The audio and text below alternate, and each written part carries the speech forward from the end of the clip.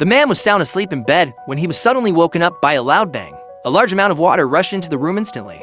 He quickly got up to find where the water was leaking and discovered that the bottom of the cabin was okay, but there was a huge hole in the wall of the cabin with seawater pouring in. He was startled and hurriedly climbed out of the cabin. Halfway through, he was stunned to see an over 20-meter-long container stuck firmly on his boat on the empty sea, moving forward with the boat. He quickly put away the sails to slow down the yacht and make the hull less shaky to prevent more seawater from pouring in. After putting away the sails, he went back to the cabin, took out a telescopic iron rod from the emergency box, came to the side of the boat and put the iron rod between the yacht and the container, using all his strength to pry the container away. However, he underestimated the weight of the container.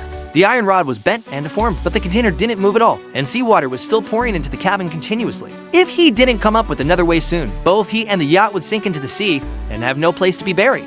Just when he was at a loss, he suddenly found a small hole beside the container and immediately got an idea. He entered the storage room, carried out a heavy sandbag, came to the top of the container, passed the rope of the sandbag through the small hole and tied it to the container, and then without hesitation threw the sandbag into the sea. Soon, under the action of gravity, the container was fixed and finally separated from the yacht, but he didn't have time to be happy. He quickly went back to the cabin, turned the bow of the boat seriously, raised the sails again and with the sea breeze, turned the boat around to make the cracked opening surface out of the water and stop the water from pouring in. Seeing the container getting farther away and the seawater no longer pouring back, his hanging heart finally settled down.